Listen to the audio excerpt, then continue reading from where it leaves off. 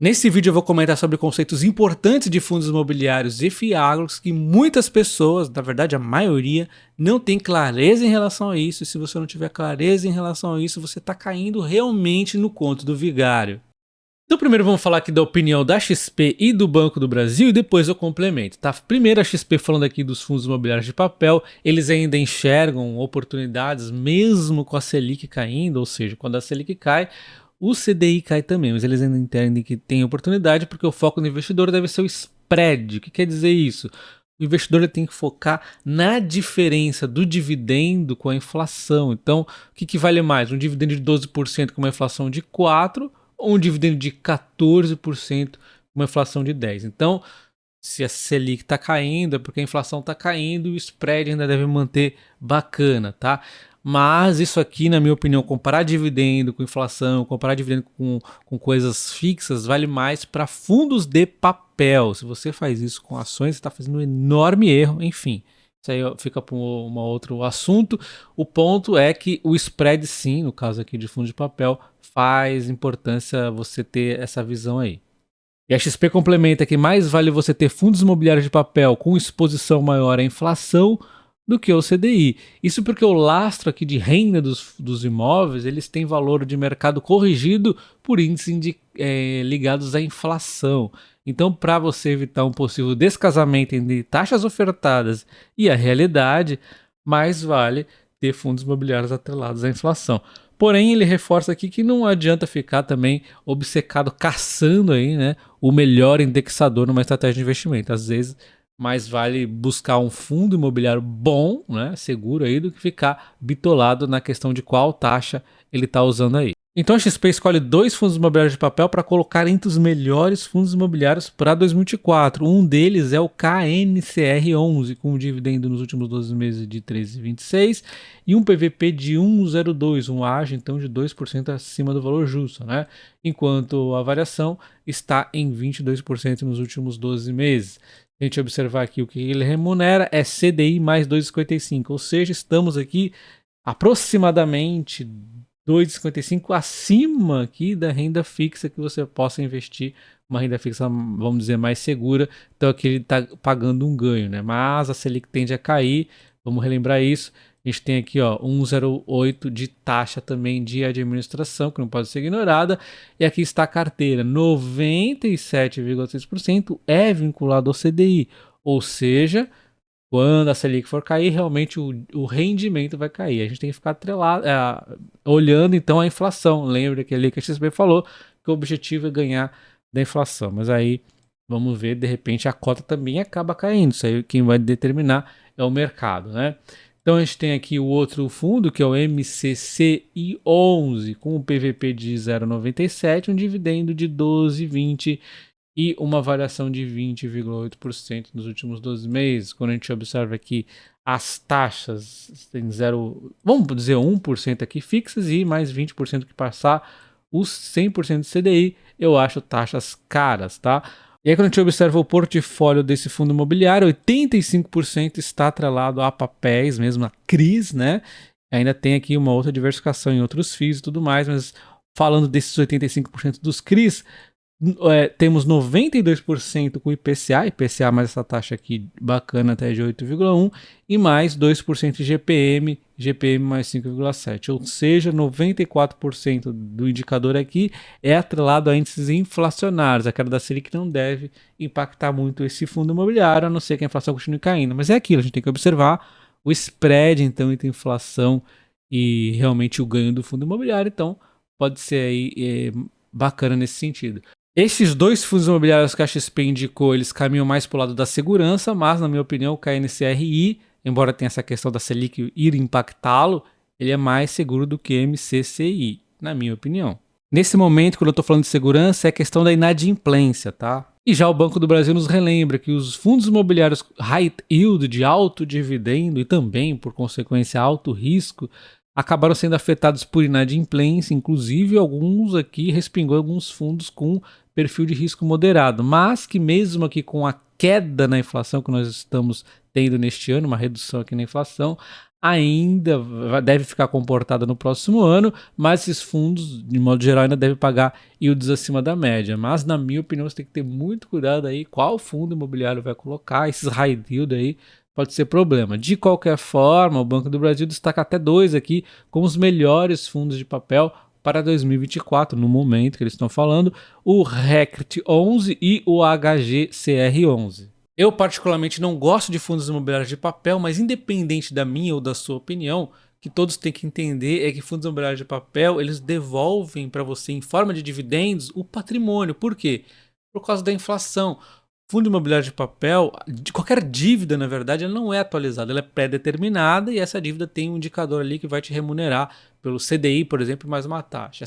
Isso aqui não muda, né? Então, tudo que ele está te pagando, ele está te devolvendo na inflação. Fica bem nítido quando você vê os fundos imobiliários que devolvem ali para você IPCA mais taxa. Então, o IPCA é a inflação. Então, você não está ganhando isso, você está retirando, como se estivesse retirando ali do patrimônio. Então, ao longo dos anos, se você fosse viver de dividendos de fundos imobiliários de papel, você teria, mesmo vivendo já de dividendos, teria de reinvestir a parte proporcional à inflação para não perder poder de compra ao longo dos anos. E o grande diferencial dos fundos imobiliários de tijolo são essas reavaliações que acontecem, como por exemplo, eu peguei aqui o HGR11, reavaliado para cima o patrimônio em 4,24%, ou seja, ao longo dos anos os imóveis são reavaliados, pelo menos no longo prazo, a números mais ou menos próximos da inflação. Eles vão acompanhar o setor imobiliário, na verdade, que tende a performar, pelo menos na pior das hipóteses ali, próximo da inflação no longo prazo, e os fundos imobiliários tendem a seguir isso, os fundos imobiliários de tijolo. Lógico que se não estiver seguindo, é porque os gestores estão fazendo besteira, porque eles movimentam muitos ativos. Se eles fizerem besteira, ferra tudo isso. Inclusive, a principal coisa para ferrar são emissões, muitas emissões, e pior ainda, emissões abaixo do valor patrimonial. Aí lascou essa tese dos fundos imobiliários de tijolo. Por isso que fundo imobiliário não pode emitir abaixo do valor patrimonial. E aí nós temos os FIAGROS, que é uma classe de ativos que está evoluindo ainda, mas antes de a gente entrar nesse ponto, é importante que você tenha em mente no que você está investindo. Você investir nos FIAGROS com a tese de que você está investindo no crescimento do agro no Brasil, tá errado. Não é errado o crescimento do agro, eu não tenha dúvidas disso. O agro é forte no Brasil, sempre foi, mas cada vez vem mais forte, está cada vez crescendo mais, levou o PIB do Brasil nas costas esse ano, não é a primeira vez inclusive. Então o agro no Brasil é forte, oscila muito, vamos lembrar disso, então tem os momentos ali de oscilação, é um pouco, vamos dizer, perigoso no curto prazo, mas no longo tende, continuando nesse ritmo, performar muito bem. Mas nós estamos falando aqui do agro, não do FIAGRO. O FIAGRO ele basicamente investe em dívidas do CRAS, né? Ele investe em CRAS, ele só tirou os CRIs dos fundos imobiliários de papel e colocou os CRAS. O grosso é isso. Ah, mas tem exceção dos tals que investem ali nos imóveis. Você tem que entender que tipo de investimento está sendo feito. Eu vou utilizar um como exemplo, mas sim, a grande maioria investe em CRAS, ou seja, dívidas. Se você está falando de dívida, você não está falando de um crescimento, né? Porque não importa se você está comprando aqui um CRA da Raizen, a Raizen vai lá e faz o que eu acredito nela, vai turbinar os resultados, vai dar tudo bom, maravilha lá. Ela fez um exemplo aqui aleatório, 500% de rentabilidade. A sua dívida CRA ali que você comprou da Raizen vai ter a mesma rentabilidade. Aliás, o risco não é nem Raizen no caso do CRA, mas eu estou só resumindo aqui, tá? A XP comenta das oportunidades do FIAGRO para ficarmos atentos aqui à evolução da regulamentação. Eles vão acabar seguindo muito aqui o caminho que os FIIs de papel seguiram, né? Então os CRAs aí acabam sendo os primos, né, do setor imobiliário, dos CRIs no caso. E eles entendem que o benefício que nós vamos colher é a democratização do crédito. A gente fala sempre do crédito, né? Do agronegócio, à medida que o investidor do varejo pode financiar novos investimentos na cadeia. E eles destacam que o risco aqui é algumas questões como secas ali do El Niño, por exemplo. Então tem o risco do agro para causar uma possível inadimplência. Tem créditos que pagam muito bem, mas na minha opinião pagam bem porque o setor agro tem essa volatilidade algumas vezes maior do que o setor imobiliário e não tem o crescimento. Na minha opinião, eu não acho tão bacana assim, vai depender muito, né?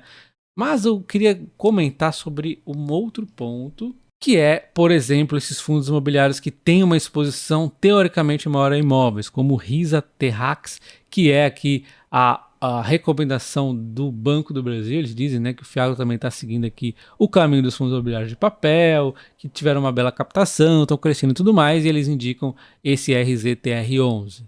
E aí quando a gente vê o RZTR11, ele tem aqui um dividendo de 11% nos últimos 12 meses, um PVP de 1,05, ainda está dentro, né, já que ele tem inclusive imóvel, a gente já vai ver, e uma variação de 20,6% nos últimos 12 meses. Quando a gente olha o portfólio do fundo, ele realmente tem 14 imóveis, ele está muito atrelado aqui realmente a imóveis, mas quando você entende a tese do investimento, você vê que não é bem assim. Então, mesmo esse Fiagro tendo uma exposição a terrenos, diferente da grande maioria dos outros Fiagros, que é só CRAs, ainda assim ele tem uma limitação aqui. Ele tem, a forma como ele utilizou buy to lease, sell to lease back, ele acaba tendo terreno e fazendo um tipo de arrendamento para terceiro, por exemplo, aqui no buy to lease.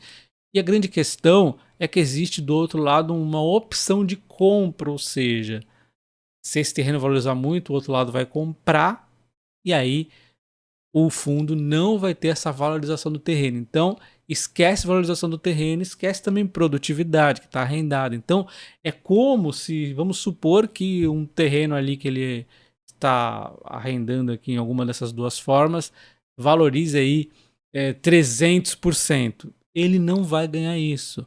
Ou, supondo do outro lado, que desenvolveram lá uma fórmula que, sei lá, a produtividade da soja, do milho, de tudo aí, quadriplica. Ele também não vai participar de todo esse ganho. O que vai acontecer é que ele vai ter praticamente garantido que vai receber todo o dinheiro aí que ele tem a cobrar aí do arrendamento, porque realmente essas empresas estão indo muito bem. Mas é só isso, tem um limite, porque nós estamos aqui tendo uma exposição praticamente como se fosse uma renda fixa.